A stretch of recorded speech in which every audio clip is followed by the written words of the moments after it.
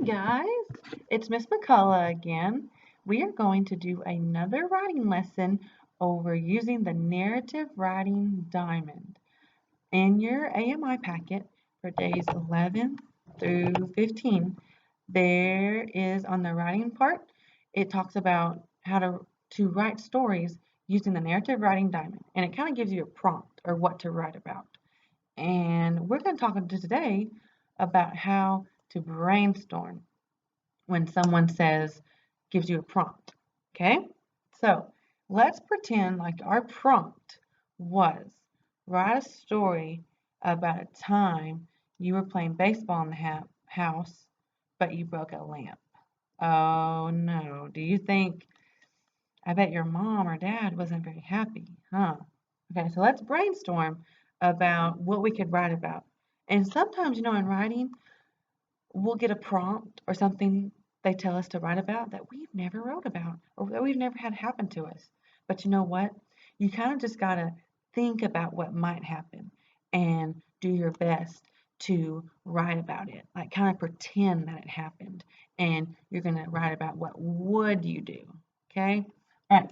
So let's put one of them brainstorm bubbles up here like that. Right? And then we're going to put our topic in the middle. So we're going to put playing baseball in the house. I'm just going to shorten it though. Playing baseball, broken lamp. So we need to come up with some ideas for our story about what we can write about. So let's remember that narrative writing diamond. Remember, it has three parts. There's a beginning, where we meet our characters and we figure out what the setting is in our story and we kind of just get introduced to everything. But then in the middle part, that is where the problem happens. So we got to figure out what our problem's going to be. But at the end, that's the third part, that is where the problem gets solved. So we got to figure out what are we going to do for all those parts in our story. So let's brainstorm. First part, we're going to meet our characters.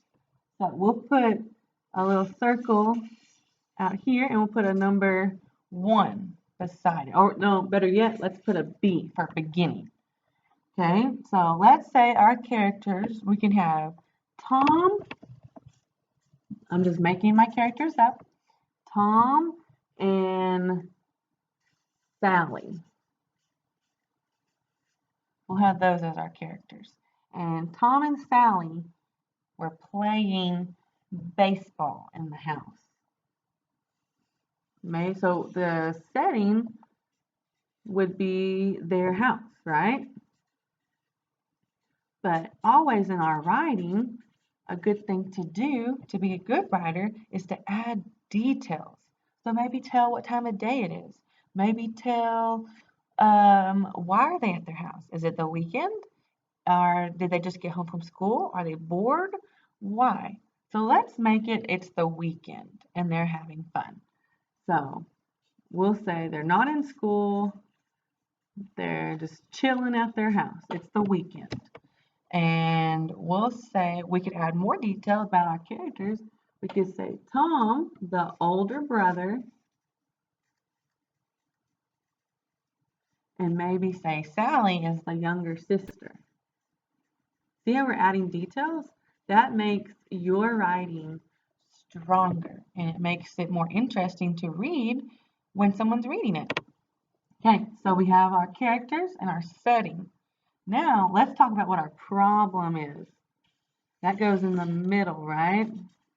So they're playing baseball. And we said that our problem needs to be that they were playing and then somehow a lamp got broken. So maybe we could say they were throwing the baseball and it hit a lamp. Throwing baseball hit a lamp. See how we're planning our story on this brainstorming chart? It's going to help us when we start writing. We're not going to have to sit there and not have anything to write about because we'll all have it on our little chart here. All right, throwing a baseball and it hit a lamp. Maybe let's try to think, let's do a bubble kind of off of that one. We could say the lamp shattered. How do you think Mom would feel when she saw that? She would probably be mad. Mom was, but what's a better word we can use besides mad? I think we know a better, more detailed word. So mad, maybe furious. Ooh, I like that one. Furious. Mom was furious. Okay, so we have our middle, we have our beginning, middle. Now we need an end. What do we know when we think about our writing diamond? What happens at the end of a story?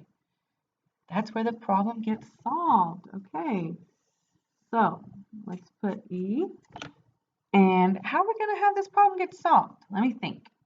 So our problem is they threw a baseball in the house and it hit a lamp. Mom got mad. The lamp was shattered. Oh, I got another detail. We could describe what this house looks like now, maybe. We could say glass on floor. Oh, that's kind of helping our reader visualize, right? Okay, so at the end, let's say that the kids felt bad. That's a feeling we can add. Kids felt bad. Maybe, what if we say they took their saved money and they bought Mom a new lamp? Wouldn't that solve the problem? Bought Mom a new lamp. Okay, and then we're going to say that maybe we could say something like, oh, even though Mom felt mad at them, we could, the kids said they were sorry and Mom forgave them. Oh, wouldn't that be a good way to end it? Kids say sorry, Mom forgives. Okay, so whenever you go to look at your AMI packet and you look at the writing for each day, you're going to see that you're supposed to write a narrative story that has like a problem in it and the problem has to get solved, right? Usually you have a prompt on there. So what I would do is, just like Ms. McCullough did, I would put my prompt in the middle and then I would brainstorm around it to figure out how I'm going to write my story before I start writing it. So isn't this a good way? Look, I just have to take my information off of here and I write it on my paper. Look, I can say, remember, use transition words. First, we can say Tom and Sally were at their house. Tom is the older brother and Sally is the younger sister. They were playing baseball one day at home. Before we jump over here, it was the weekend and they were bored. Now we could get to our problem. Move down here to this one. As they were playing baseball, let's say Tom got too excited and threw the baseball really hard and hit a lamp. It shattered. Maybe use an exclamation point there. Lamp shattered. And then we could say Mom walked in and she was furious. She saw they had broken the lamp. There was glass on the floor and the baseball went rolling on by their feet. But look, we got to solve our problem. So go to your end bubble. We can say the kids felt really bad. They tried to help Mom feel better.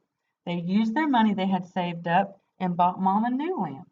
Mom forgave, or let's say the kids said sorry and Mom forgave them. That would be a good story, wouldn't it? See, I used this brainstorming chart and that helps me write my story better. That helps me get lots of more details out of my head and onto the paper. So whenever you're doing your AMI work, make sure you use a brainstorming chart like this one. and that will help you write your story, and it'll be a lot easier. Okay, I can't wait to see what you're writing and read it when you bring it back to school. All right, bye.